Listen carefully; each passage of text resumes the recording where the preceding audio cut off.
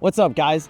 Lee here from Bold, and today we have an opportunity to do an amazing lighting plan at this house. We're gonna walk you through step one the whole way to the finish of this project and show you how to do everything the most efficient way possible with the best outdoor lighting brand in the industry. All right, so any project, I don't care whether you're doing construction or some other job at home, you should always have a plan. Lighting is no different. Whether it's a lighting plan drawn on a napkin, or if you have one of these nice 2D design layouts where it shows you all your wires, all your lighting, or even if you have a 3D design where it has an entire SketchUp and a walkthrough video. Having a plan is essential to having a very efficient install and being able to get the job done quickly and efficiently. So, first thing you want to do when you get to a job site, take a look at everything. Get a lay of the land, see how the landscaping's laid out if it's already there. Check out any new parts of the project that might be coming in later so that you can pre-plan those projects as well. Add lighting anywhere you can throughout that's going to make sense to accentuate the property, show off some of those focal points, and really be able to just set it off altogether.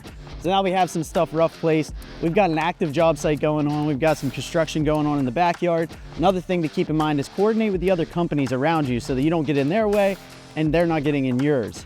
Now that we've got everything laid out, we've got our designing plan, we've all talked about how we're gonna lay this project out, it's time to get bold. The best part about a good lighting plan is it's gonna have your cable runs laid out from every transformer so that you know exactly what lights are gonna be on what cable and where you need to run those cables ahead of time. So now we're gonna start getting our cable ran around and then laid in the ground so that we can start connecting our lights.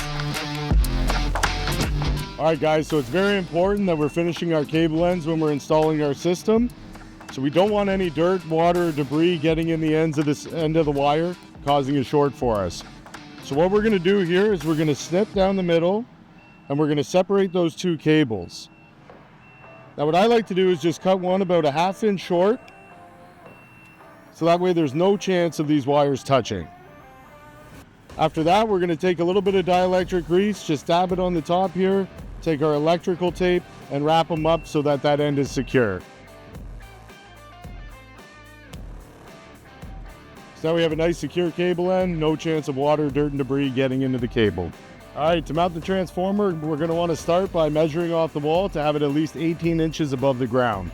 So the reason we want this 18 inches off the ground is so we don't get any splashback up into the ports where our wires are gonna be coming out of. We're gonna take our transformer. If you see on the top here, we have these two little holes.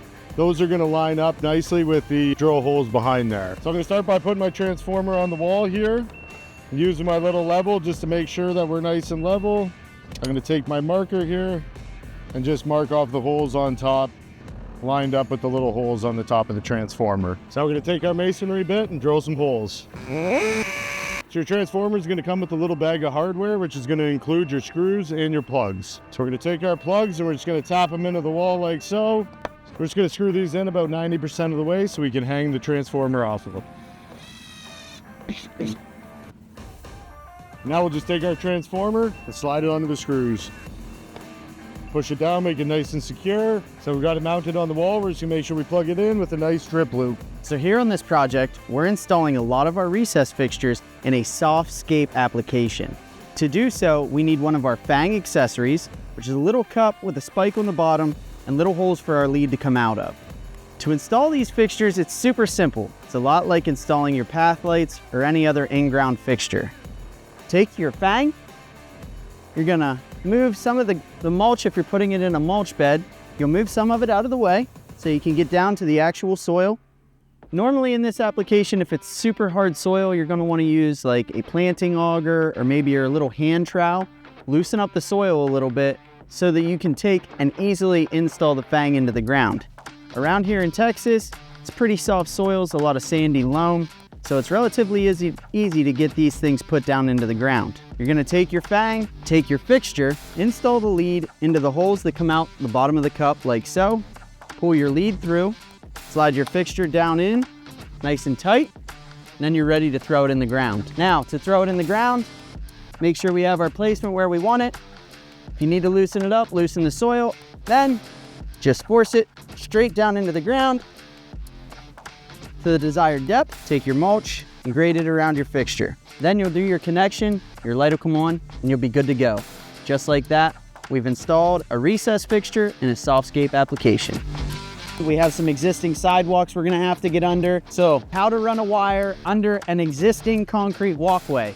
This one was super interesting. We've got irrigation pipes close by. We've got some groundwater because of the past storms this week and the week prior.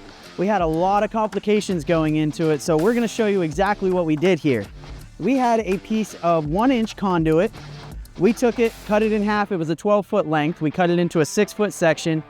We dug down on both sides of the sidewalk. Luckily, there's not a lot of stone base to the concrete here in Texas. They put it on top of some sand. So what we were able to do is take that conduit, hammer it underneath the sidewalk, and then afterwards we took a fishing tape, slid that through the conduit, and fished our wire back through. So now we have wire from our junction here, headed back to connect to all these lights along this nice cabana style building here. So now we're gonna have the full effect along all the walls, front and back of this house, and it's gonna look amazing. So now we've got all of our fixtures set up. We're ready to get our transformers all set to the right setting. We spoke to the customer.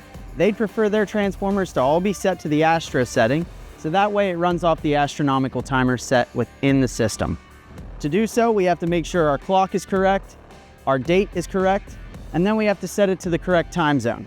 Down here in Texas, we're really close to Dallas, so we're gonna go with the Dallas time zone, number 16.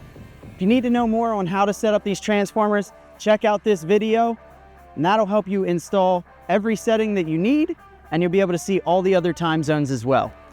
We're gonna get this one set up, match all the other transformers, then all we gotta do is clean some things up, connect a few last lights, and we're ready to take some night shots.